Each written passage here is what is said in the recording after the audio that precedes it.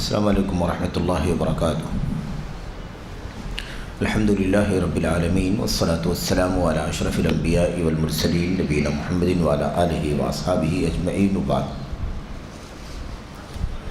علمی و دعوتی خیانت اور فکر و تحریر پہ اس کے اثرات۔ علامہ بکر بن عبداللہ ابو زید رحمۃ اللہ علیہ کی کتاب التعالم و اثرہ علی الفکر والکتاب کا اردو نام ہے۔ اس کتاب سے ہم اور آپ اللہ تبارک و تعالیٰ کے فضل و کرم سے، اس کی توفیق سے جو موضوعات اس وقت پڑھ رہے ہیں وہ ہے علمی خیانت کے مظاہر، علمی خیانت کے مظاہر، اس کے نمونے، اس کے اگزامپلس، کیسے کیسے کس کس میدان میں لوگ علمی خیانت کرتے ہیں۔ اس وقت ہمارے سامنے اس کا 8واں حصہ ہے کتاب کے صفحہ نمبر 156 پر۔ 8واں حصہ جھوٹی ناموری اور خیالی وجاہت۔ جھوٹی ناموری اور خیالی وجاہت معنی کیا ہے اس کا؟ آدمی نامور ہونے کی کوشش کرے، اپنا نام چاہے، حقیقت میں اس نام کے لائق نہ ہو، حقیقت میں اس نام کے لائق نہ ہو، لیکن وہ جھوٹی ناموری چاہتا ہو۔ وہ چاہتا ہو کہ اس کا نام پھیل جائے، مشہور ہو جائے، لوگ اس کے نام سے واقف ہو جائیں، حالانکہ وہ اس میدان کا نہیں، اس علم کا نہیں، اس صلاحیت کا نہیں، اس فیلڈ کا نہیں۔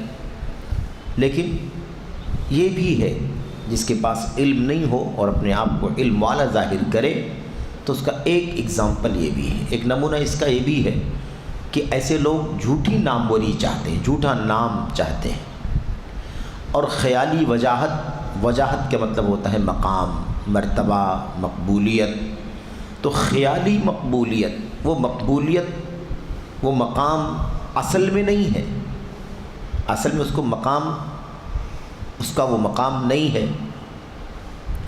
لیکن وہ خیال کرتا ہے، وہ سوچتا ہے کہ مجھے اونچا مقام مل جائے، اور جب اسے لوگ اس راستے سے جاننے لگتے ہیں تو وہ سمجھتا ہے کہ مجھے مقبولیت مل رہی ہے، مجھے اونچا مقام مل رہا ہے، میرا نام ہو رہا ہے۔ تو خیالی وجاہت اور ایسے ہی جھوٹی ناموری، یہ بھی ایک مظہر ہے، یہ بھی ایک نمونہ ہے علمی اور دعوتی خیانت کا۔ اب دیکھیے اس کو، ان چھوٹے چھوٹے عنوان کو علامہ بکر بن عبداللہ ابو زید رحمۃ اللہ علیہ نے اپنی ادبی زبان اور فکری گہرائی سے بہت ہی زیادہ جامع انداز میں، بہت ہی مختصر انداز میں لکھا ہے، اور اسے سمجھنے میں پیچیدگی بھی ہو سکتی ہے، لیکن ہمیں اس فکر کو سمجھ لینا ہے جو بکر بن عبداللہ ابو زید رحمۃ اللہ علیہ ہمیں سمجھا رہے ہیں۔ علمی خیانت کی ایک قسم، کیا کہتے ہیں؟ علمی خیانت کی ایک قسم اس مال کا تاوان بھی ہے جو کم سے کم حالت میں مشکوک ہے۔ یہ دیکھو انداز دیکھیے، علمی خیانت کا ایک قسم، یعنی ایک علمی خیانت یہ بھی ہے جس کا تذکرہ یہاں کرنے جا رہے ہیں، یہ بھی علمی خیانت کا حصہ ہے، یہ بھی علمی دعوے داری کا حصہ ہے۔ کیا؟ اس مال کا تاوان جو کم سے کم حالت میں مشکوک ہے۔ مال ہو، ہے نا، اور اس مال پر کوئی پینلٹی لگائے، کوئی ٹیکس لگائے، ہے نا، اور وہ غلط ہو، وہ کیا ہو؟ وہ غلط ہو، مشکوک ہو، یا تو غلط ہو، اور غلط اگر نہ ہو تو مشکوک ہو، ڈاؤٹ فل ہو کہ کیا اس مال پر یہ تاوان یعنی بوجھ لگایا جا سکتا ہے۔ تو شیخ بکر بن عبداللہ ابو زید کہتے ہیں یہ جو جھوٹی ناموری اور خیالی وجاہت کی بات میں کرنے جا رہا ہوں، کہتے ہیں کم سے کم اس کی حالت اگر کوئی ہے تو کیا ہے؟ یہ ڈاؤٹ فل ہے، یہ شک شبہے کی چیز ہے، مشکوک چیز جیسے ہوتی ہے، غیر معتبر ہوتی ہے، بالکل ویسے ہی ہے۔ تو اب ایسا نہیں کہ کوئی مال کی بات چل رہی ہے، کوئی مال کی بات نہیں چل رہی ہے، لیکن یہ سمجھانے کے لیے کہہ رہے ہیں جیسے کسی مال پر کوئی ٹیکس لگا دے، تاوان لگا دے، اور وہ مشکوک ہو، غلط ہو، اور غلط نہ ہو تو کم سے کم کیا ہو، مشکوک ہو، ڈاؤٹ فل ہو، بالکل ایسے ہی ہے یہ، جس کو ہم جھوٹی ناموری اور خیالی وجاہت کہتے ہیں۔ کہتے ہیں اور وہ جاہو مقام ہے، جاہو مقام وہی وجاہت کو کا معنی یہ بیان ہو رہا ہے، اور وہ وجاہت ہے، جاہو مقام ہے جو زیادہ تر حالات میں موہوم اور غیر حقیقی ہے۔ موہوم مطلب وہمی، وہم میں، خیال میں ایسا لگتا ہے، حقیقت میں نہیں ہے۔ تو عام طور پر زیادہ تر حالات میں کیا ہے بھائی، یہ موہوم ہے، غیر حقیقی ہے۔ یہی ہے علمی اور دعوتی خیانت کا ایک مظہر کیا ہے کہ آدمی اپنا مقام، اپنا نام کیسے کر لے جائے اس کی فکر بھی کرتا ہے۔ نام ہو جانا چاہیے، حقیقت میں نام وہ نام ہوتا ہے جو سچ مچ ہو۔ آپ اگر ایک بہت اچھے، مثال کے طور پر ایک بہت اچھے حافظ ہیں، ایک بہت اچھے قاری ہیں، ایک بہت اچھے عالم ہیں، ایک بہت اچھے حافظ حدیث ہیں، ایک بہت اچھے فقہ کے علم رکھنے والے ہیں، حقیقت میں ویسے ہیں اور آپ کا نام ہوتا ہے تو سچی بات ہے۔ لیکن اگر ہے نہیں، حقیقت میں آپ نہیں ہیں لیکن آپ کا نام ہو رہا ہے، آپ نے ایسا کچھ کیا، ایسا کچھ کرنا چاہتے ہیں کہ میرا نام بحیثیت عالم، میرا نام بحیثیت مفتی، میرا نام بحیثیت محدث، میرا نام بحیثیت مدرس مشہور ہو جائے، تو یہ جو نام ہوگا یہ سچا نام ہوگا یا جھوٹا نام ہوگا؟ اسی کو کہتے ہیں جھوٹی نام بری۔ تو یہ چیز بھی تعالم کے اندر، علمی دعوے داری کے اندر پائی جاتی ہے۔ تو زیادہ تر حالات میں موہوم اور غیر حقیقی ہے۔ عام طور پر متعالمین، علمی دعوے داری کرنے والوں کا جو نام ہوتا ہے، جو شہرت ہوتی ہے، جو چرچا ہوتا ہے، جو ان کا مقام ہوتا ہے، آپ نے دیکھا ہوگا کتنے ایسے لوگ ہیں جن کے پاس علم نہیں ہے، علم کی گہرائی نہیں، تھوڑی بہت معلومات ہے، اسٹڈی ہے، شدھ بدھ ہے، ان کے جذبے اور ایمان، ان کے جذبے اور اخلاص کے بارے میں ہم کوئی بات نہیں کہہ رہے ہیں، کیونکہ وہ ایک اندر کی چیز ہے، اس پر ہم حکم نہیں لگاتے کہ ان کا اخلاص، ان کے یہاں اخلاص نہیں ہے، یا ان کے یہاں مثال کے طور پر ہے نا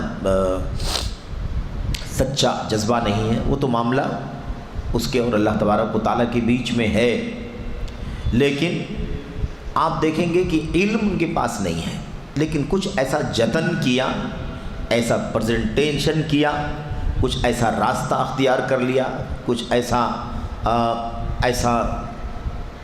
ایسی صورت بنا لی، پیدا کر لی، جس کے نتیجے میں لوگ ان کے اوپر پھول، جانتے ہیں نا استقبال کیسے ہوتا ہے، پھولوں سے استقبال ہوتا ہے، ایسا لگتا ہے کہ وقت کا سب سے بڑا امام، وقت کا سب سے بڑا عالم۔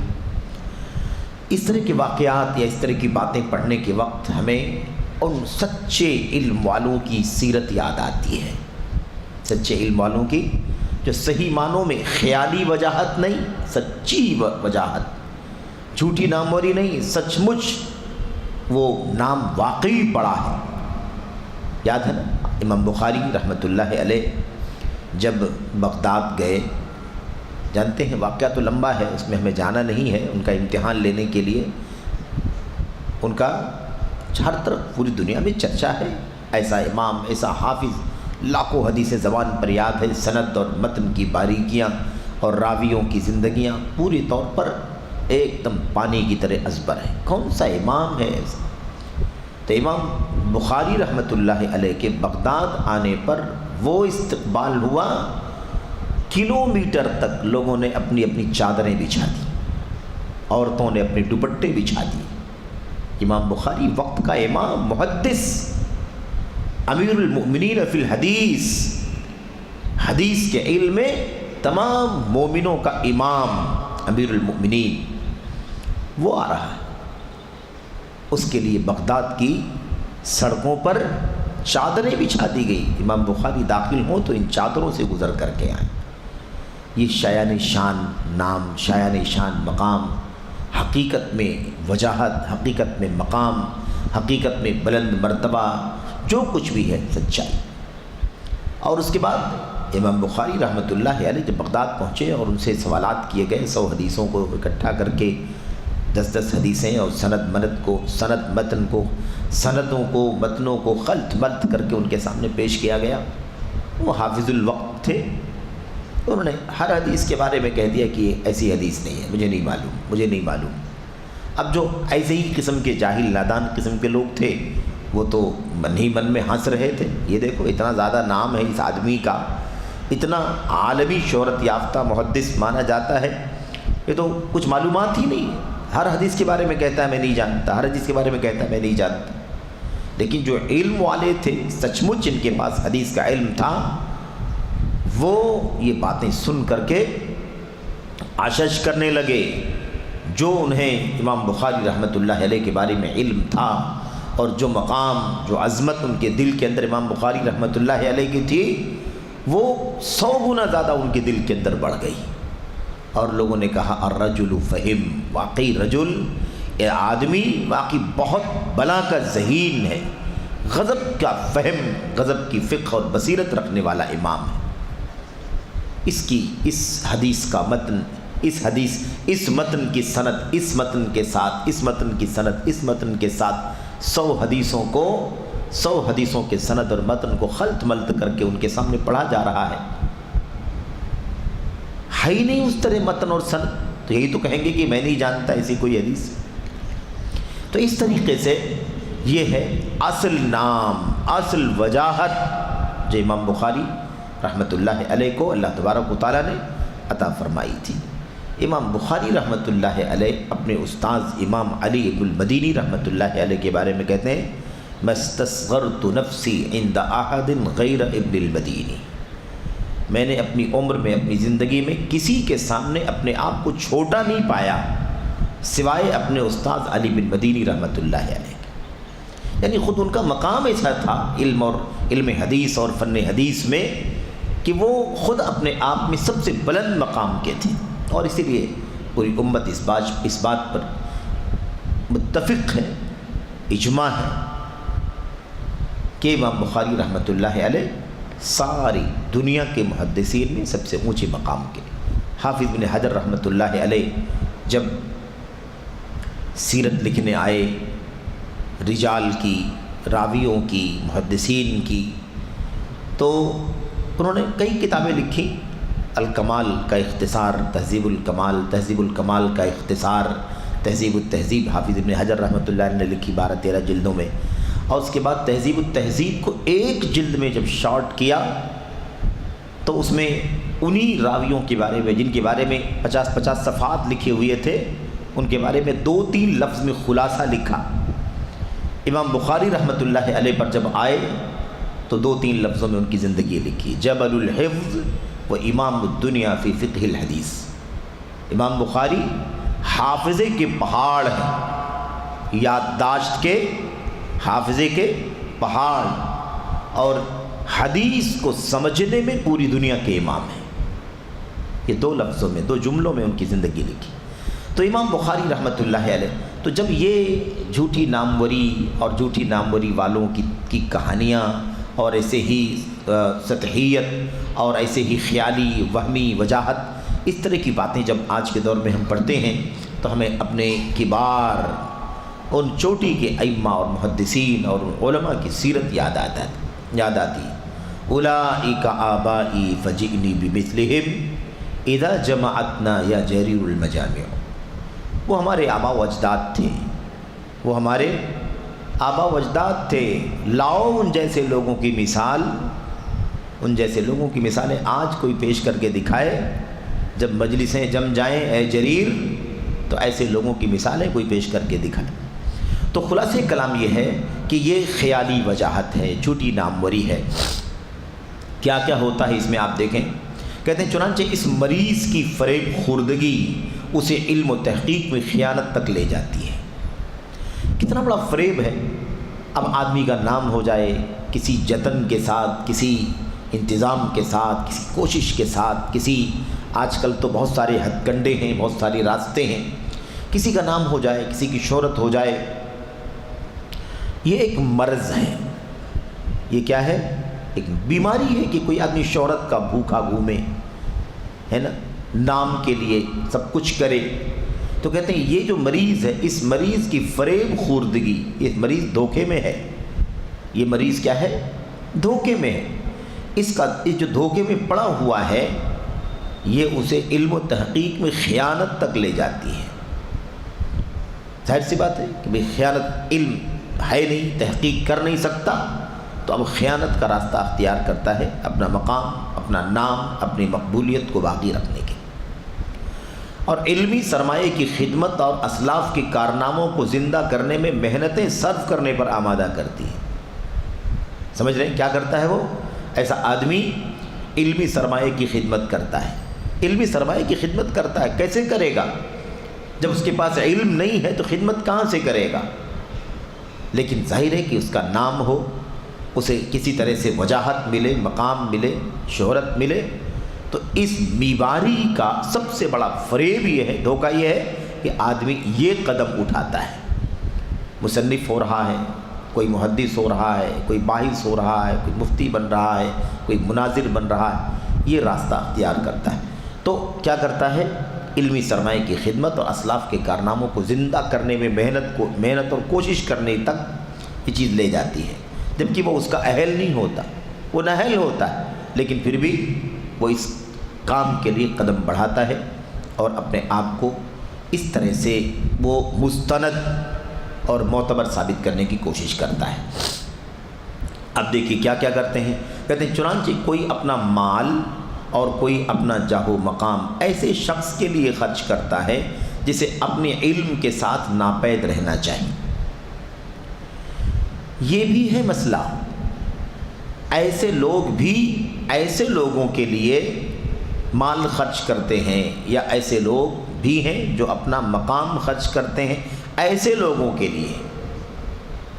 کوئی اپنا مال خرچ کرتا ہے، کوئی اپنی وجاہت خرچ کرتا ہے ایسے شخص کے لیے جسے اپنے علم کے ساتھ ناپید رہنا چاہیے۔ اس کے پاس جتنی معلومات ہے نا، جتنا نالج ہے، اس نالج کے اعتبار سے تو اسے گمنام رہنا چاہیے، ناپید رہنا چاہیے، مطلب اس کی کوئی حیثیت ہی نہیں ہے کہ اس کا نام ہو، اس کا چرچا ہو، اس کی وجاہت ہو۔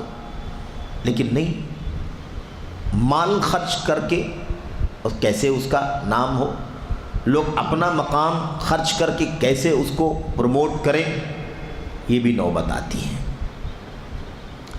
تو آج لوگ اس طرح کے راستے اختیار کرتے ہیں، کوئی خود ہی مال کا انتظام کر کے اپنی شہرت کا انتظام کرتا ہے، کوئی مقام کا استعمال کر کے اپنی شہرت کا انتظام کرتا ہے، کوئی دوسروں کے مال سے، دوسروں کی وجاہت سے یہ مقصد حاصل کرنے کی کوشش کرتا ہے، حالانکہ جتنی اس کی معلومات ہے اپنے علم کے اعتبار سے اسے کیا کرنا چاہیے؟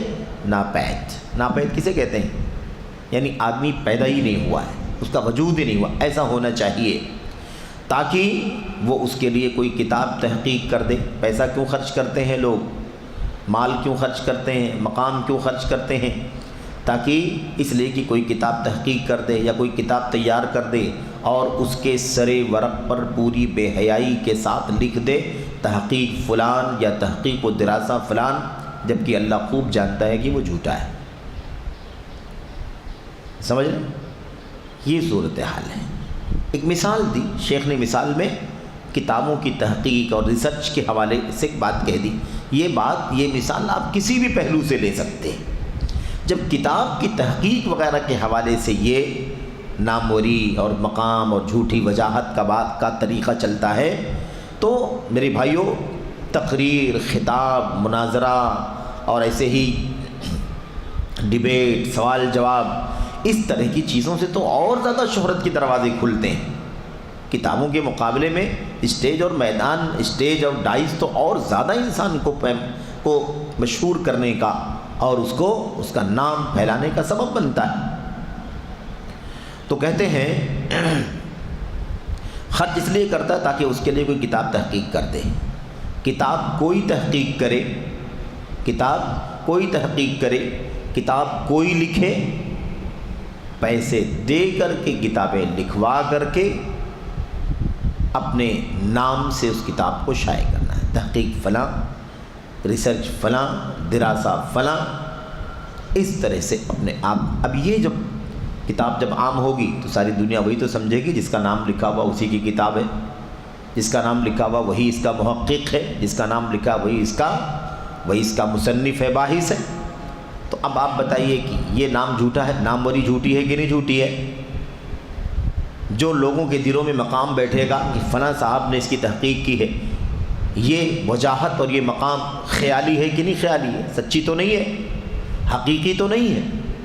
تو یہ بکر بن عبداللہ ابو زید رحمۃ اللہ علیہ اس بات کو سمجھاتے ہیں. کہتے ہیں یہ لوگ لکھتے ہیں اپنی کتابوں کے اوپر فلاں کی تحقیق، فلاں کی تصنیف، فلاں کا دراسہ. کہتے ہیں اللہ خوب جانتا ہے کہ وہ جھوٹا ہے، وہ بھی جانتا ہے کہ جھوٹا ہے، لیکن وہ تو جھوٹ پر چل رہا ہے، لیکن اللہ خوب جانتا ہے کہ وہ جھوٹا ہے. کہتے ہیں اور اس علمی خیانت کا مریض بھی جانتا ہے کہ وہ جھوٹا اور اپنے آپ کو دھوکہ دینے والا ہے، لیکن یہ احساس اسے نہیں ہوتا. وہ اس وقت شہرت کی بھوک کے پیچھے بھاگ رہا ہوتا ہے، اس وقت ناموری چاہ رہا ہوتا ہے میرے بھائیوں. اور یہی نہیں، آج لوگ اس کا جتن کر کے، اس کا انتظام کر کے اسی پر ساری ترقی، ساری کامیابی کی بنیاد قائم کرتے ہیں. ساری ترقی کی بنیاد، ساری مقبولیت کی بنیاد کیا ہے؟ سب سے زیادہ نام کس کا ہے، سب سے زیادہ شہرت کس کی ہے، سب سے زیادہ وجاہت اور سب سے زیادہ لوگ چاہتے کس کو ہیں، اور وجاہت یعنی مقام کس کا ہے، اسی کو بنیاد سمجھتے ہیں. تو صاف صاف کہتے ہیں اس علمی خیانت کا مریض بھی جانتا ہے کہ وہ جھوٹا اور خود اپنے آپ کو دھوکہ دینے والا ہے.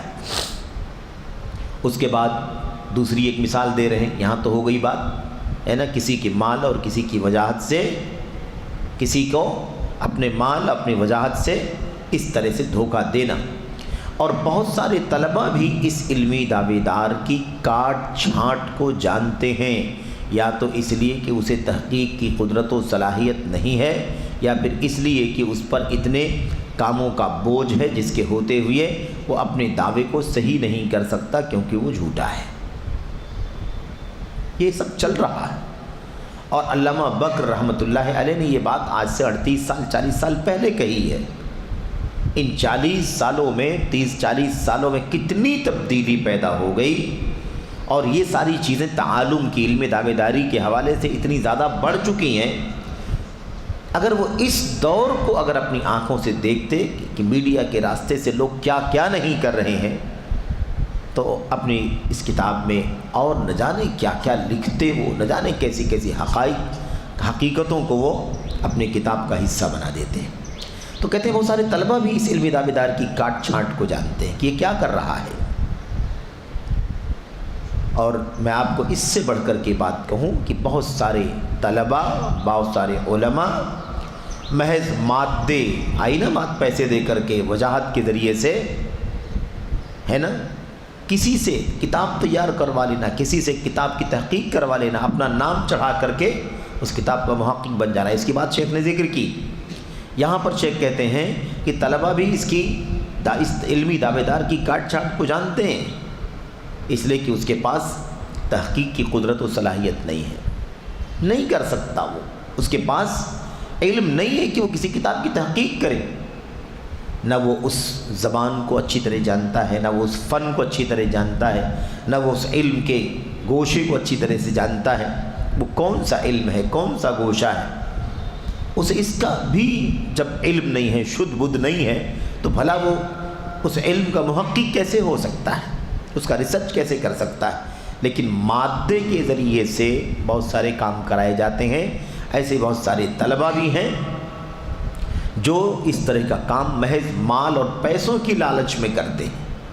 پیسوں کی لالچ میں کام کر دینا اور پیسے حاصل کر لینا، اور کتاب پر نام فلاں صاحب کا چڑھا دینا، اور اس کا حق بن جاتا ہے. ایسا سمجھتے ہیں کہ اس کا حق ہے کیونکہ اس نے تحقیق ضرور نہیں کی ہے خود، کیونکہ وہ کر ہی نہیں سکتا، لیکن اس نے پیسے خرچ کر کے پیسے ہمیں دیے، ہم نے یہ کام کیا، تو پیسے کے بدلے میں کتاب کے اوپر مصنف کا اور محقق کا نام چڑھایا جاتا ہے جو جھوٹا ہوتا ہے. تو صاحب کہتے ہیں وہ خوب اچھی طرح جانتے ہیں، یا تو اس لیے کہ اسے تحقیق کی قدرت و صلاحیت نہیں ہے، یا پھر اس کے پاس پھر اس کے لیے یا پھر اس لیے کہ اس پر اتنے کاموں کا بوجھ ہے جس کے ہوتے ہوئے اپنے دعوے کو صحیح نہیں کر سکتا کیونکہ وہ جھوٹا ہے۔ یہ صورتحال ہے۔ اس کے بعد کہتے ہیں اب یہ دو بات ہو گئی نا، ایک ہو گیا معاملہ مال کا اور دوسرا ہو گیا وجاہت کا۔ مال کا اور وجاہت کا، مال خرچ کر کے اور مقام خرچ کر کے۔ اس کے بعد کہتے ہیں اور ان دونوں یعنی مال اور جاہ والوں کے پیچھے ایک تیسرا طبقہ ہے جو مال، جاہ اور علم سے مفلس اور کورا ہے۔ اس کے پاس نہ مال ہے، اس کے پاس نہ وجاہت ہے، اور نہ ہی اس کے پاس علم ہے، علم بھی نہیں، مال بھی نہیں اور مقام بھی نہیں، کچھ بھی نہیں ہے۔ ان سب سے وہ کورا ہے، عاری ہے، یتیم ہے۔ کہتے ہیں آگے دیکھیے، کہتے ہیں جس کی پیٹی مال سے خالی اور تجوری علم سے خالی ہے۔ یہ علامہ بکر بن عبداللہ ابو زید رحمۃ اللہ علیہ کی تعبیر ہے، جس کا اردو میں یہ ترجمہ ہے یا اس کی تعبیر ہے۔ تو کہتے ہیں جاہ اور علم سے مفلس، کلاش اور کورا ہے، جس کی پیٹی مال سے خالی اور تجوری علم سے خالی ہے۔ کہتے ہیں اور یہ ایسی ہزیمتیں ہیں، ہزیمت جانتے ہیں نا، ہار، شکست، پسپائی، ذلت۔ کہتے ہیں یہ ایسی ہزیمتیں ہیں جنہیں عزیمتوں سے آشنائی نہیں۔ ہزیمت پستی، ہار، شکست و ریخ جس کو ہم کہتے ہیں، اور عزیمت کسے کہتے ہیں؟ عزیمت کہتے ہیں ہمت کے ساتھ اصل راستے پر چلنا۔ عزیمت ہمت کے ساتھ، حوصلے کے ساتھ، دل کی مضبوطی کے ساتھ کیا کرنا؟ اصل مشن پر چلنا۔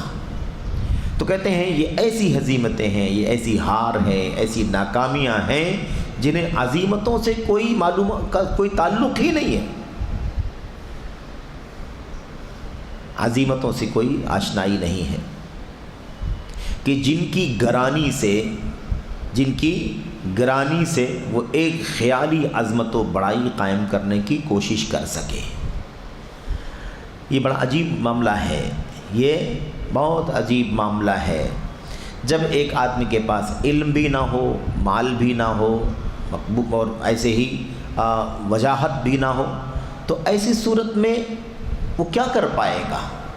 یہ سارے کام تو وہ لوگ کرتے ہیں جن کے پاس ان میں سے کوئی راستہ ہوتا ہے۔ مال کا استعمال کر کے لوگ اپنی ناموری، کوئی مقام کا استعمال کر کے اپنی ناموری، لیکن نہ علم ہو، نہ مال ہو، نہ وجاہت ہو، تو ایسی صورت میں صاف صاف کہتے ہیں یہ ایسی ہزیمتیں ہیں، ایسی ناکامیاں ہیں جنہیں عزیمتوں سے آشنائی نہیں ہے۔ اگر ان میں عزیمت ہوتی، ہمت ہوتا ہے نا، ہمت ہوتی، حوصلے ہوتے تو کچھ کر پاتا، لیکن آشنائی نہیں۔ آشنائی کا مطلب تعارف نہیں ہے، عزیمتوں سے کوئی ان کی ملاقات ہی نہیں ہے۔ جس کی گرانی کسے کہتے ہیں؟ مہنگائی، یعنی عزیمت تو بہت مہنگی چیز ہے بھائی، عزیمت، عزم، ہمت، حوصلہ تو بہت قیمتی ہے، بہت گراں ہے، آسان نہیں ہے۔ عزیمت کہاں سے آدمی لائے گا؟ تو کہتے ہیں جن کی گرانی یعنی جن کی مہنگائی سے، عزیمت بہت بڑی چیز ہے، بہت مشکل چیز ہے، وہ ایک خیالی عظمت و بڑائی قائم کرنے کی کوشش کر سکے۔ کیسے ممکن ہے؟ عزیمت سے شناسائی ہی نہیں ہے، تو پھر ایسی صورت میں وہ کوئی چیز حاصل نہیں کر پاتا ہے۔ اس لیے کیا کرے گا بھائی؟ چنانچہ وہ کبھی کسی کی کتاب چرا لیتا ہے اور کبھی کسی کی محنت خرید لیتا ہے اور لوگوں کے سامنے دسیوں کتاب چھاپ کر لاتا ہے، حالانکہ وہ مفلس، ناکارہ اور دھتکارا ہوا رسوا ہوتا ہے۔ بہت سارے ایسے مصنفین گھوم رہے ہیں، بہت سارے ایسے باحثین گھوم رہے ہیں جن کے پاس پیسے کی طاقت تھی تو دوسروں سے کام کرا کر کے آج بہت اعلیٰ کوالٹی اور معیار کا میرے بھائیو ایڈیشن شائع کر کے دنیا میں عام کر چکے ہیں۔ رنگا رنگی کا دور ہے، چمک دمک کا دور ہے، زرق برق رنگینی کا دور ہے۔ آج کس کو اتنی زیادہ فکر ہے کہ کس نے لکھا، کیا لکھا؟ جس کا نام لکھا ہوا ہے اسی کو لوگ اس کا اہل سمجھتے ہیں اور اسی کا اس کو مالک سمجھتے ہیں۔ تو کہتے ہیں کہ کبھی کسی کی کتاب چراتا ہے.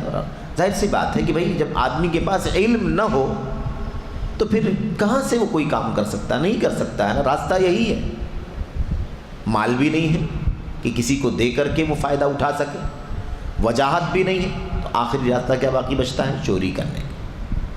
کسی کی کتاب چرانا, کسی کی محنت خریدنا اور لوگوں کے سامنے دسیوں کتابیں چھاپ کر لانا تاکہ وہ مفلس, حالانکہ وہ مفلس, ناکارہ, دھتکارہ اور رسوا ہوتا ہے. یہ متعالمین کا ایک مظہر ہے. کیا؟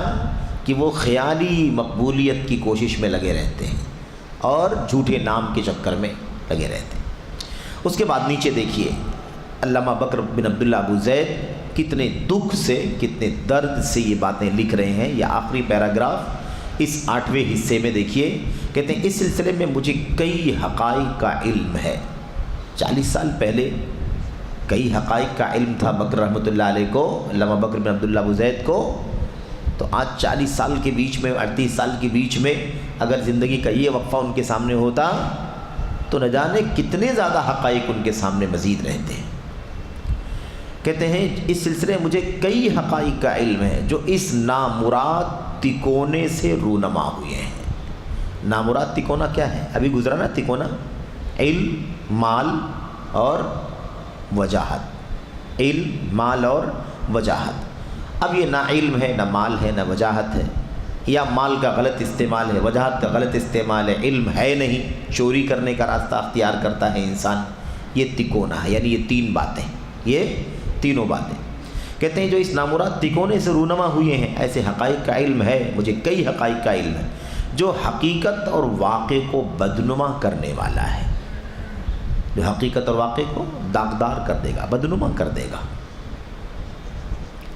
اور وقت اس زیادتی کو بے نقاب کرنے کا ضامن ہے. یہ اصل میں وعید ہے, دھمکی ہے کہ ایسا کرنے والے زیادہ دن چھپے نہیں رہ سکتے. وقت ایک دن ضرور بے نقاب کرے گا, کیونکہ وقت نے تو گارنٹی لے رکھی ہے نا. سچائیاں تاریخ بے نقاب کر دیتی ہے. تاریخ کسی کو معاف نہیں کرتی. تاریخ ایک عجب حقیقت ہے, کسی کو معاف نہیں کرتی ہے. تو کہتے ہیں کہ اور وقت جو ہے اس تاریخ کو, اس زیادتی کو بے نقاب کرنے کا ضامن ہے. آگے دیکھیے, کہتے ہیں براقش کتیا خود اپنے آپ کو نوچے گی. ایک عربی مثل ہے, ایک عربی مثل ہے, اور میں سمجھتا ہوں کہ یہ مثل اردو میں مجھے نہیں معلوم کوئی مثل ہو, مطلب مجھے معلوم نہیں ہے کوئی مثل اگر ہے تو, لیکن اس معنی کی باتیں اردو دنیا میں بھی اور ہماری آپ کی زبانوں میں بھی استعمال کی جاتی ہے.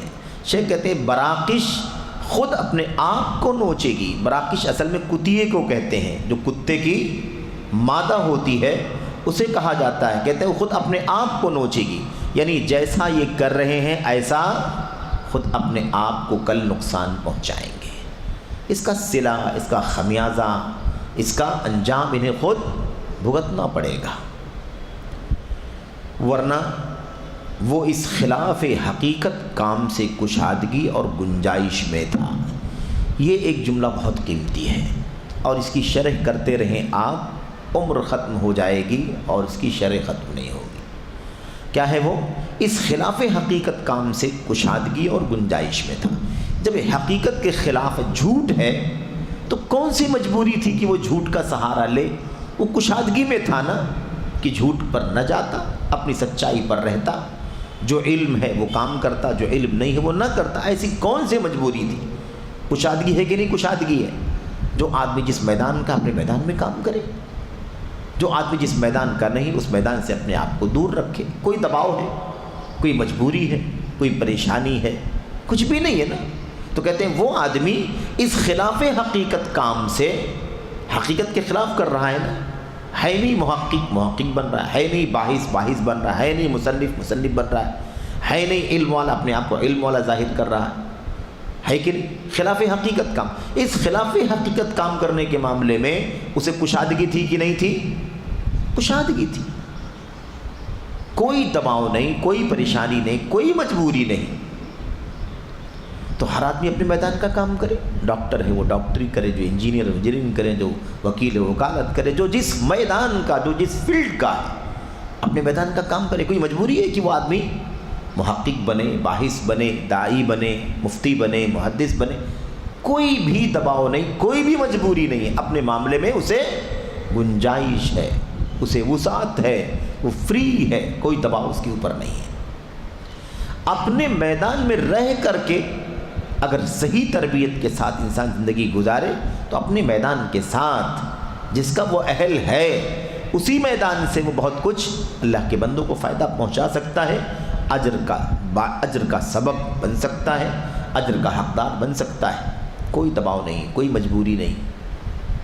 یہی نقطہ ہے کہ انسان کو ہمیشہ یہ سمجھنا چاہیے کہ یہ میرا میدان نہیں، میں اس کا اہل نہیں، کیونکہ نااہلی کے بارے میں اللہ کے نبی علیہ السلام کی سخت وعیدیں موجود ہیں کہ نااہلی جو ہے وہ دراصل قیامت کی نشانیوں میں سے نشانی، نااہلی ہی نہیں، نااہلی کے ساتھ نااہل ہوتے ہوئے جس مسئلے میں، جس کام میں، جس فیلڈ میں وہ نااہل ہے اس کا ذمہ دار بن جانا، اسے اٹھا لینا، اسے نبھانے کی کوشش کرنا، اس کا بوجھ اپنے سر پہ لے لینا۔ اللہ کے نبی علیہ السلام نے پوچھا تھا، سے پوچھا گیا تھا مت الساعہ، دیہاتی نے پوچھا اللہ کے نبی مت الساعہ، قیامت کب آئے گی؟ تو اللہ کے نبی علیہ السلام نے فرمایا اذا ضیعت الامانہ، جب امانت ضائع کر دی جائے گی، امانت ضائع کر دی جائے گی تو قیامت آ جائے گی۔ اب یہ جملہ کتنا اللہ کے نبی علیہ السلام کی زبان مبارک سے نکلا ہوا، کتنا عظیم الشان ہے۔ امانت ضائع کی جائے گی تو قیامت آ جائے گی۔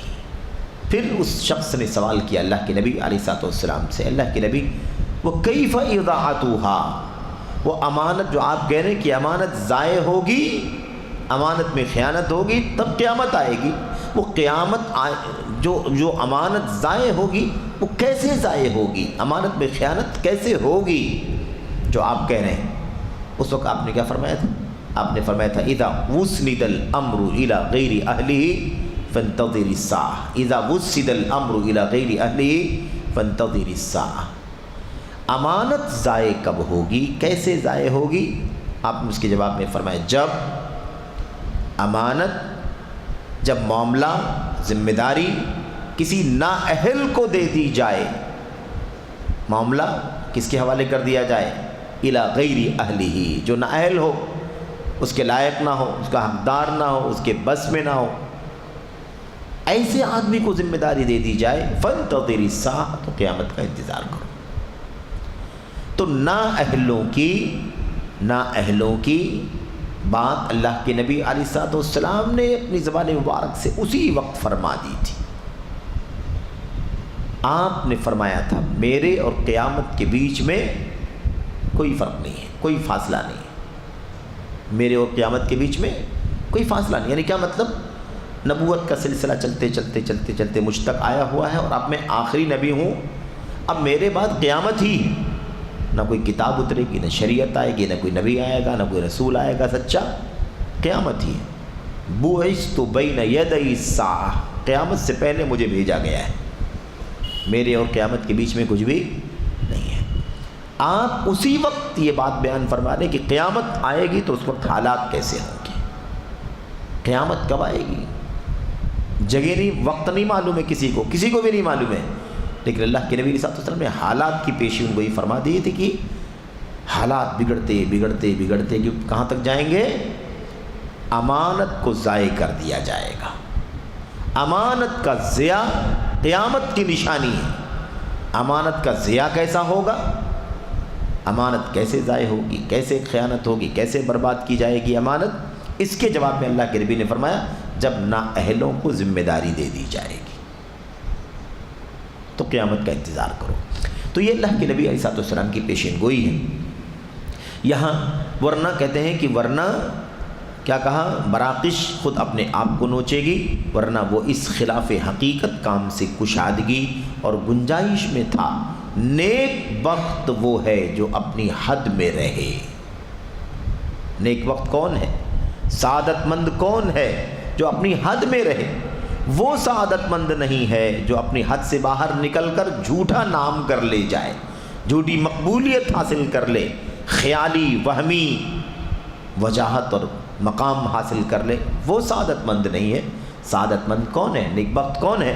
جو اپنی حد میں رہے، جس کا جو دائرہ ہے اس دائرے میں رہے، اس میں وہ سعادت اور نیک بختی کی زندگی گزارے گا۔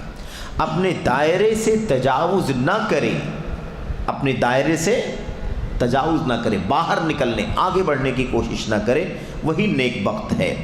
اس کے بعد آخری جملہ دیکھ لو بکر بن عبداللہ ابو زید رحمۃ اللہ علیہ کا، کہتے ہیں یقیناً سچا بھنگی جھوٹے علم کے دعوے دار سے زیادہ نیک بخت ہے۔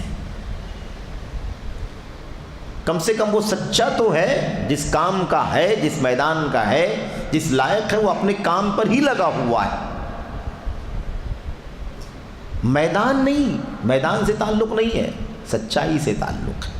جو جس میدان کا ہے اس میدان میں اگر رہے تو نیک بخت ہے، وہ سعادت مند ہے۔ وہ یہ جملے اگر ہم کہہ دیں تو آگ لگ جائے گی کہ نہیں لگ جائے گی؟ لیکن یہ علامہ بکر بن عبداللہ ابو زید کے جملے ہیں، ٹھیک ہے؟ نفس پرستی غالب ہے، کوئی بڑی بات نہیں کہ بکر ابو زید کو بھی کنارے لگا دیا جائے، ان کے بھی خلاف زبان کے نشتر چلائے جائیں اور قلم چلائے جائیں، بہت عام سی بات ہے۔ لوگ اپنے نفسوں کے آگے کسی بھی چیز کو برداشت نہیں کرتے، یہ صورتحال ہے۔ تو بہرحال یہ دیکھا آپ نے، یقیناً سچا بھنگی جھوٹے علم کے دعوے دار سے زیادہ خوش بخت ہے، نیک بخت ہے۔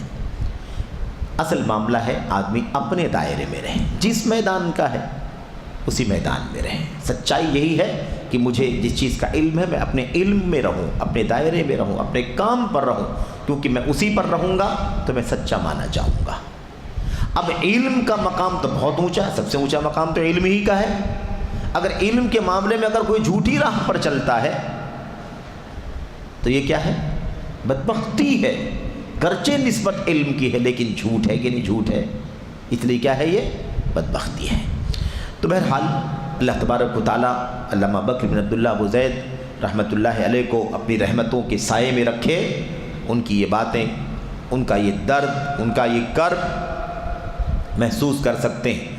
آگے کہتے ہیں ہم اس حقیقت سے پردہ اٹھانے کو کچھ وقت کے لیے ملتوی کرتے ہیں، یعنی ایسی بہت ساری مثالیں جو ہمارے پاس ہیں وہ ابھی یہاں بیان نہیں کریں گے، کچھ وقت کے لیے ملتوی کرتے ہیں۔ اگر اللہ تعالیٰ انہیں عمر دراز عطا فرما دیتا تو شاید اگلے ایڈیشن میں اسے بھی شامل کر دیتے، لیکن بہرحال زندگی محدود ہے اور وہ رخصت ہو گئے امت سے۔ چھوٹی کا علم اور گہری بصیرت رکھنے والے امت کے علماء میں سے ایک تھے۔ یہ ہو گئی بات 8ویں مظہر کی۔ 8واں مظہر یہ ہے۔ اس کے بعد ہمارے سامنے ہے 9واں مظہر۔ آپ دیکھیے مظاہر چھوٹے چھوٹے ہیں لیکن پوری دنیا میں جو حالات چل رہے ہیں اس پر کتنی گہری نظر اور کیسے تجزیہ کرنے کا یہ چھوٹا چھوٹا عنوان میرے بھائیوں کام کر رہا ہے۔ اس کے بعد دیکھیے نااہلوں کی ریاکاری، عجب اور عجب، تعلی اور غرور و کبر و غرور۔ نااہلوں کی ریاکاری، عجب و تعلی اور کبر و غرور۔ نااہل تو آپ جانتے ہیں، ریاکاری بھی جانتے ہیں۔ نااہل ہے نا، ریاکاری کریں، دکھاوا کریں، اور اس کے ساتھ ساتھ عجب۔ عجب کسے کہتے ہیں؟ عجب کا مطلب ہوتا ہے اپنے آپ میں پھولے نہ سمانا، اپنے آپ میں پھولے نہ سمانا، اپنے آپ کو اونچا سمجھنا، اترانا، چلنے میں، بولنے میں، معاملات میں، رویے میں، کیا ہے یہ؟ عجب، اونچا پن۔ تعلی علو سے بنا ہوا ہے، اپنے آپ کو برتر سمجھنا، اپنے آپ کو برتر، اونچا پن۔ اور غرور، کبر، کبر کا مطلب تکبر، کبر کا مطلب تکبر، بڑا، بڑکپن، بڑا سمجھنا۔ غرور یہ بھی اسی سے ملتے جلتے معنی میں ہے، ہم سب استعمال کرتے ہیں۔ یہ ہے علمی و دعوتی خیانت کے مظاہر میں سے ایک مظہر، ایک نمونہ، ایک سمپل اگزامپل۔ یہ بھی علمی خیانت کا حصہ ہے۔ کہتے ہیں علمی خیانت کی ایک قسم غیظ و غضب کا جھٹکا ہے، جس کے سامنے صبر بے قابو ہو جاتا ہے۔ صرف جملے، ایک ایک جملے کیا ہیں؟ پورے پورے ماحول کی عکاسی کرنے والے جملے ہیں. ایک جملہ پورے پورے حالات کا ایک دم عکاس ہے. علمی خیانت کی ایک قسم کیا ہے؟ غیظ و غضب کا جھٹکا. غیظ و غضب کا جھٹکا بھائی، جب آدمی کے پاس علم نہ ہو اور علم کا دعویٰ کرے تو اس کے یہاں ایک عجب انانیت، خاص طور پر اگر جگہ بنا لے جائے اور شہرت پا لے، ہے نا، اس کے کچھ ہواری مواری چاہنے والے جمع ہو جائیں تو کہتے ہیں غیظ و غضب کا جھٹکا ہے جس کے سامنے صبر بے قابو ہو جاتا ہے. اب وہ کہاں رکے گا بھائی؟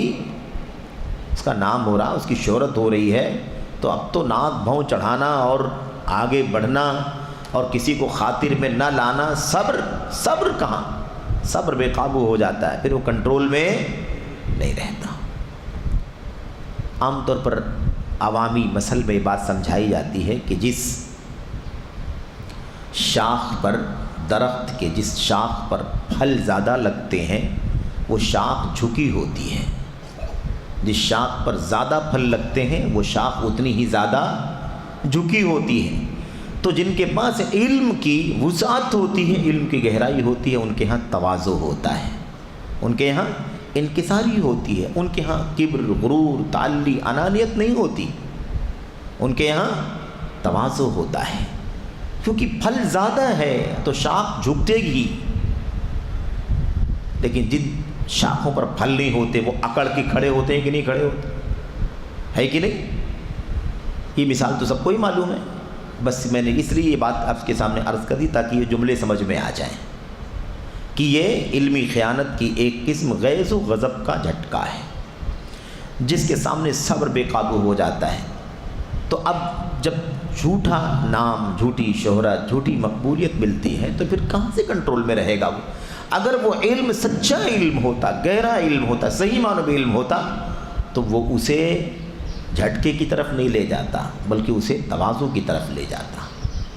جتنا علم ہوگا اتنا ہی زیادہ تواضع ہوگا، جتنا علم کی کمی ہوگی، دکھاوا ہوگا، اتنا ہی زیادہ کبر، غرور، تعلی، ٹیپ ٹاپ، رہن سہن، حلیہ، وضاقتہ، لباس، سب میں یہ سب چیزیں دکھائی دیں گی.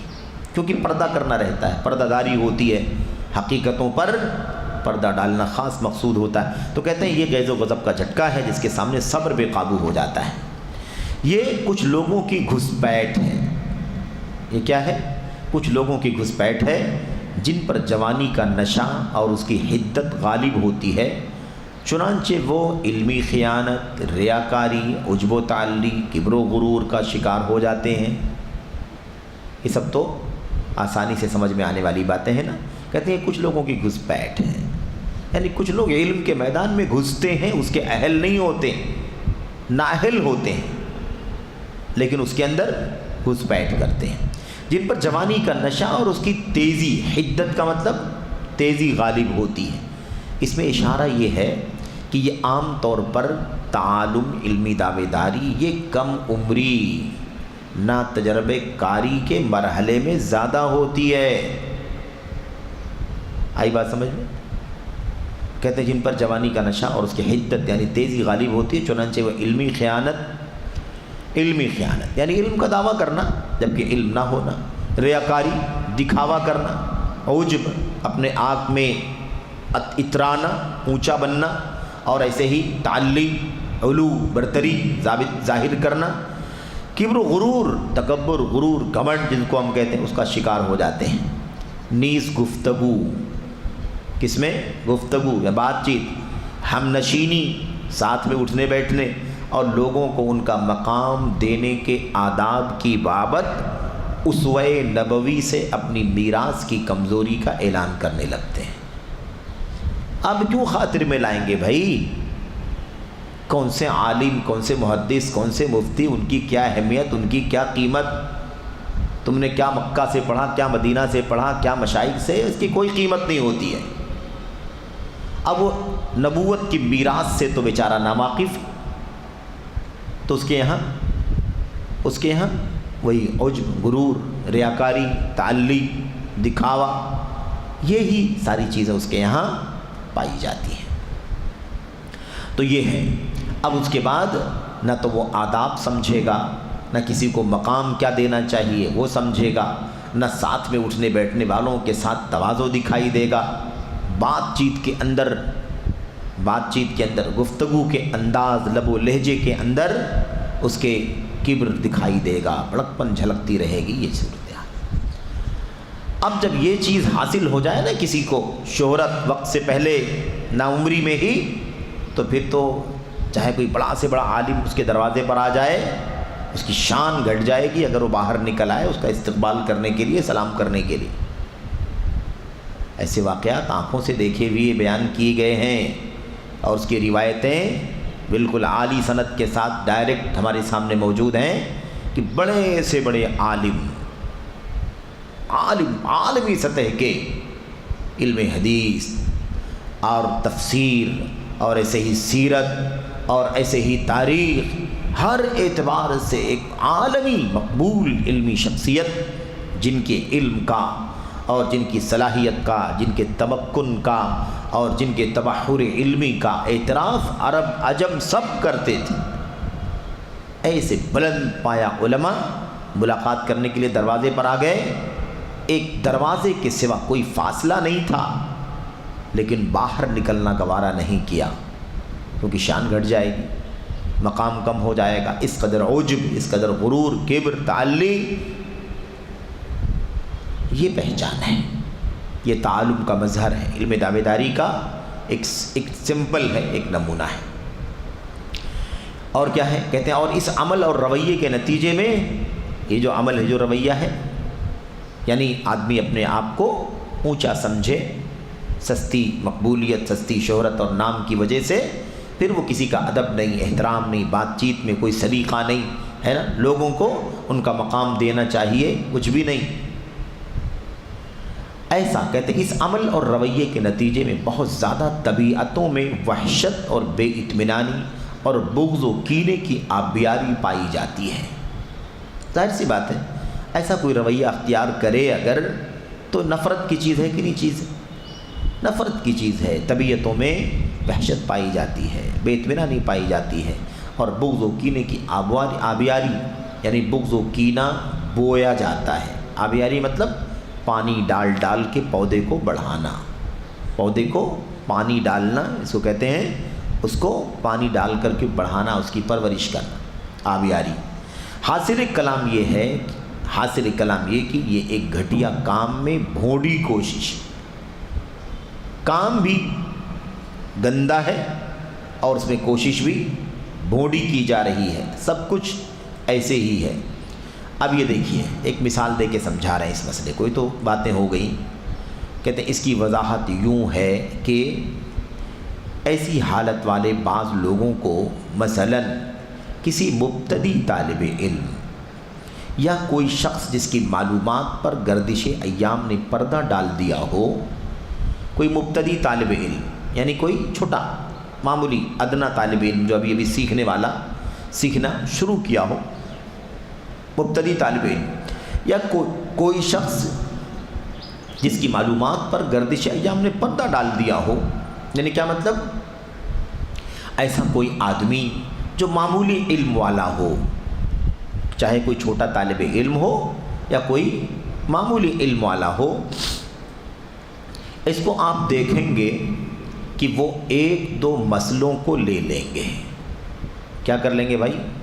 ایک دو مسئلے کو لے لیں گے، ایک مسئلہ دو مسئلہ لے لیں گے اور اس کا گہرا مطالعہ کر کے تیاری کر لیں گے. علم نہیں ہے، معلومات نہیں شریعت کی، لیکن ایک دو مسئلے کے بارے میں گہری اسٹڈی کر لیا. اس کا معنی یہ ہے، اس کی دلیل یہ ہے، اس کا حوالہ یہ ہے، دوسری دلیل یہ ہے، تیسری دلیل یہ ہے، فلاں امام نے یہ کہا، فلاں محدث نے یہ کہا، فلاں شارح نے یہ کہا، یعنی گہری تیاری. ایک دو مسئلوں کو لے لیں گے اور اس کا گہرا مطالعہ کر کے تیاری کر لیں گے.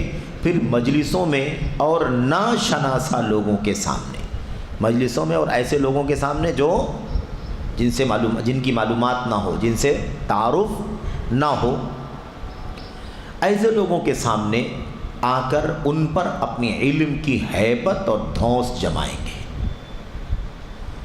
اب جن کو جانتے ہیں ان کے بیچ میں تو دعویٰ کر نہیں سکتے، کیونکہ سب جانتے ہیں کہ اس آدمی کو علم تو ہے ہی نہیں، ایک دو مسئلہ ہو سکتا ہے پڑھ لیا ہو، دیکھ لیا ہو، تیاری کر لی ہو، آ کر کے اسی کی بات کر رہا ہے۔ لیکن ایسے لوگوں کے بیچ میں جو ناشناسا انون لوگ جو نہیں جانتے ہیں اس کی حقیقت کیا ہے، ایسے لوگوں کے بیچ میں آ کر کے ان ایک دو مسئلوں کو چھیڑ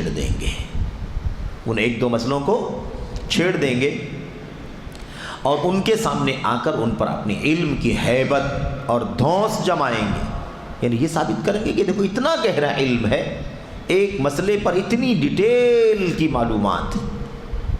اب وہ بیچارے نئے نئے لوگ، نا آشنا، انہیں کیا پتہ کہ یہ کون ہے، کیسا ہے، اس کا علم کتنا ہے۔ ایک دو مسئلے میں اتنا گہرا علم ہے تو یہ تو بہت بڑا عالم ہے، بہت بڑا امام ہے، یہی تو سمجھیں گے عوام۔ تو اسی کا نام کیا ہے، اسی کا شیخ نے کیا نام دیا ہے، عجب و غرور۔ کیا کہا تھا، نااہلوں کی ریاکاری، نااہلوں کی ریاکاری، یہ ہے نا، نااہلی بھی ہے اور اس کا دکھاوا بھی ہے، عجب تعلی اور غرور و تکبر۔ تو مثال میں کہتے ہیں کہ ایسے لوگ ناشناسا لوگوں کے سامنے آ کر ان پر اپنے علم کی ہیبت اور دھونس جمائیں گے تاکہ اپنے علم کی برتری ظاہر کریں۔ یہ تو ٹھیک ہے، اتنا تو سمجھ میں آ گیا کہ بھائی ایک دو مسئلے کی تیاری کیا ہوا ہے تو بھائی ایک جو صاحب علم ہوتا ہے وہ تو شریعت اسلامیہ کا ہر مسئلہ، ہر علم، ہر کتاب، ہر سبجیکٹ پڑھتا رہتا ہے۔ ہو سکتا ہے کسی مسئلے کے بارے میں ڈیٹیل معلومات ابھی ذہن میں ہو سکتا ہے کسی مسئلے کی ڈیٹیل میں تفصیل میں معلومات ابھی ذہن میں نہ ہو، کیونکہ وہ تو شریعت اسلامیہ کا طالب علم ہے، عالم ہے۔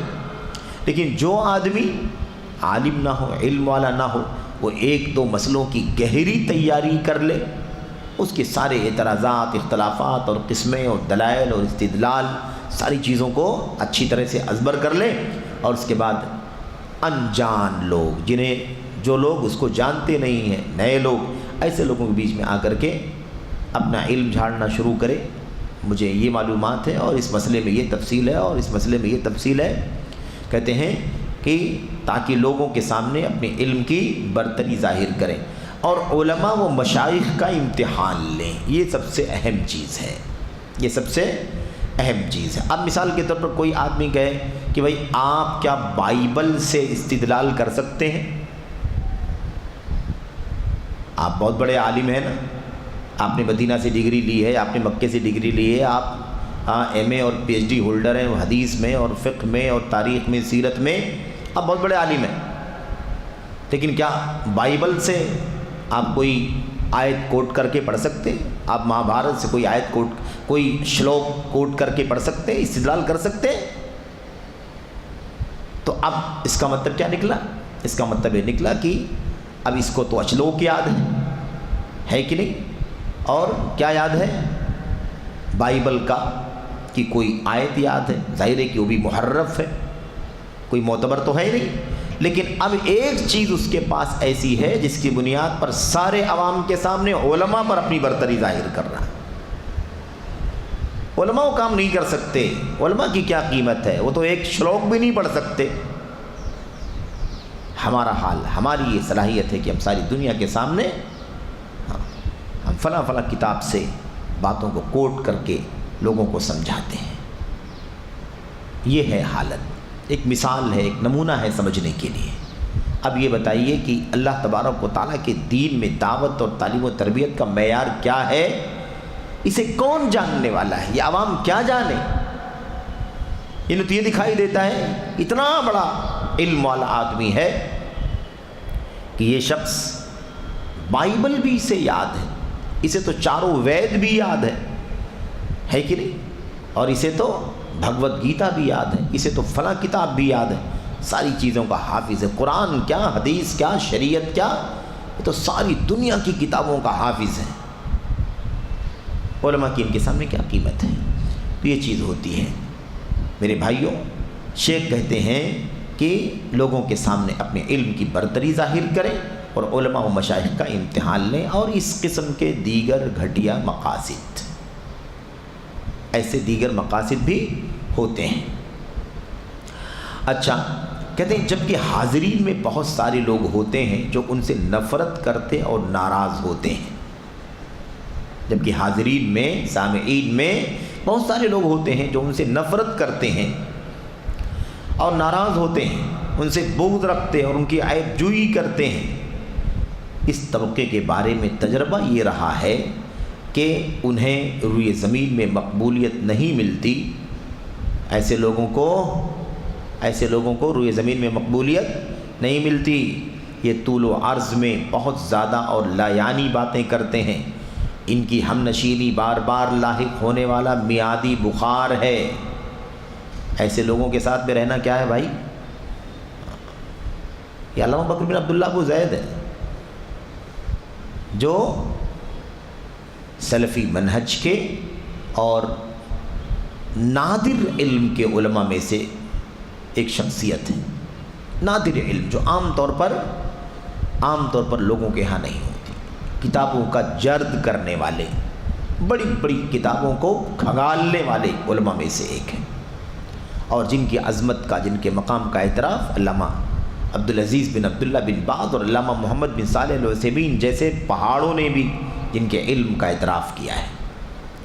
تو کہتے ہیں کہ یہ طول و عرض میں بہت زیادہ اور لایانی باتیں کرتے ہیں۔ دیکھ لو، عالمی طور پر شہرت، ساری دنیا میں چکر لگانا، ساری دنیا میں یہاں سے وہاں پہنچنا، اسے بھی لوگ فضیلت سمجھتے ہیں۔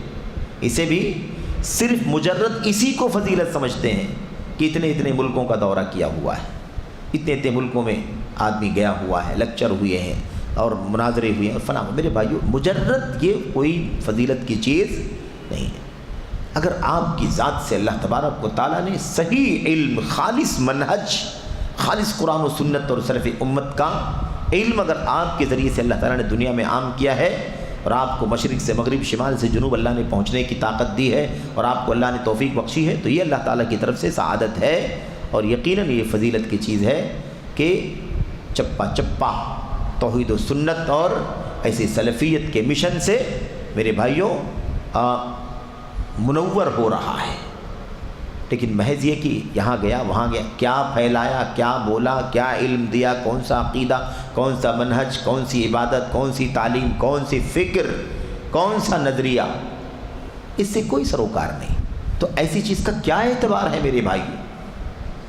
آگے دیکھیے کیا کہتے ہیں، ان کی ہم نشینی، ایسے لوگوں کے ساتھ رہنا، ایسے لوگوں کے ساتھ رہنا، ان کے ساتھ اٹھنا بیٹھنا، ان کی دوستی، کہتے ہیں بار بار لاحق ہونے والا میعادی بخار، ساتھ میں رہنا بار بار آنے والے میعادی بخار کے جیسا ہے۔ یعنی جب بیٹھو گے تو وہی ہے نا، جب ان کے ساتھ جائے گا آدمی، رہے گا، ان کی مجلس میں بیٹھے گا، کیا ملے گا؟ وہی تو ملے گا، وہی بخار بار بار ملنے والا ہے، کچھ نیا تو ہے نہیں، وہی ملنے والا ہے۔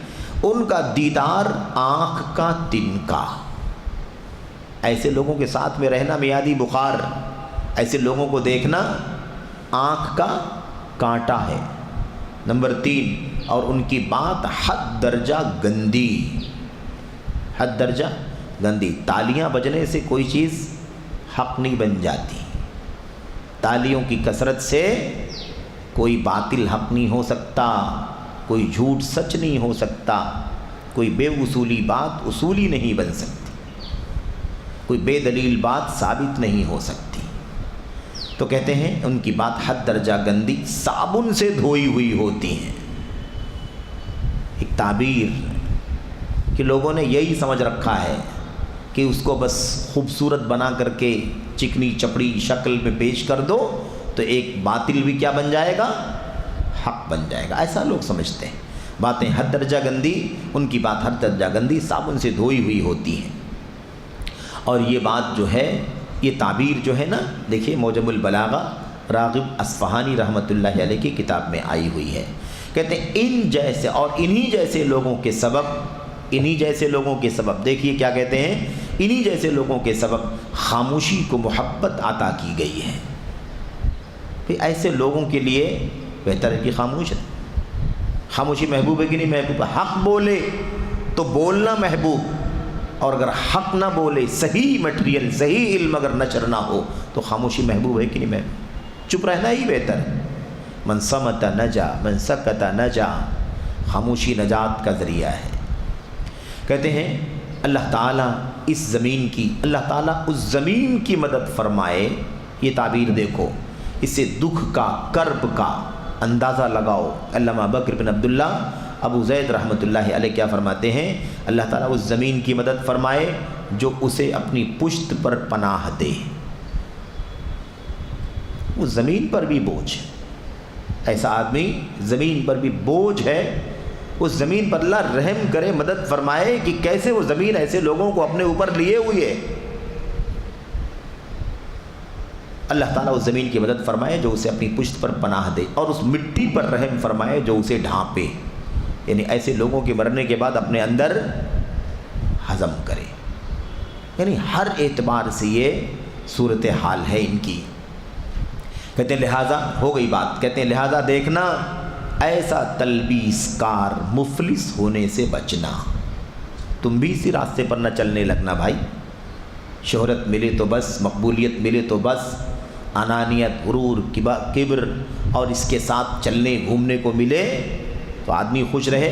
کہتے ہیں لہٰذا دیکھنا ایسا تلبیس کار. تلبیس کار کسے کہتے ہیں؟ لوگوں کو ڈاؤٹ میں، شبہے میں ڈالنے والا، کنفیوز کرنے والا. سمجھ رہے ہیں؟ اور مفلس کیا مطلب ہے؟ کچھ نہیں، تلاش، لیکن لوگوں کو شبہے میں ڈالنے کا، لوگوں کو لبس میں ڈالنا. لم تلبسون الحق بالباطل، کیوں حق کو باطل سے گڑبڑ کرتے ہو؟ یہ ہے لبس، تلبیس ابلیس. ابلیس تلبیس کرتا ہے. تو کہتے ہیں دیکھنا ایسے مفلس سے، ایسا مفلس ہونے سے بچنا بھائی جو لوگوں کو تلبیس کا شکار کرتے ہیں.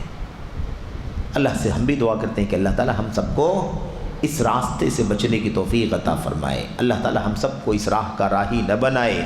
اللہ تعالی ہمیں اور آپ کو سچ مچ علم اور طلب علم کی راہ پر چلنے کی توفیق عطا فرمائے، جن کے لیے نبی کریم صلی اللہ علیہ وسلم کی بشارتیں ہیں کہ جو صحیح معنوں میں طلب علم کی راہ پر چلتا ہے سلک اللہ لہ طریقا الی الجنہ، اللہ تبارک و تعالیٰ اس کے ذریعے سے اس کے لیے جنت کا ایک راستہ آسان کر دیتا ہے. اللہ تعالیٰ اس کی توفیق عطا فرمائے اور اس پر خطر راستے سے اللہ عز و جل ہم سب کو بچنے کی توفیق عطا فرمائے. یہ دو پہلو آپ کے سامنے اس درس میں آئے ہیں. جھوٹی ناموری سے اللہ بچائے، خیالی وجاہت سے بچائے، نا اہلوں کی ریاکاری سے، عجب سے، تعلی سے اور غرور و کبر سے اللہ تبارک و تعالی ہم سب کو بچنے کی توفیق عطا فرمائے. آمین یا رب العالمین. وصلی اللہ وسلم وبارک علی نبینا محمد وعلی آلہ وصحبہ اجمعین. والسلام علیکم ورحمۃ اللہ وبرکاتہ.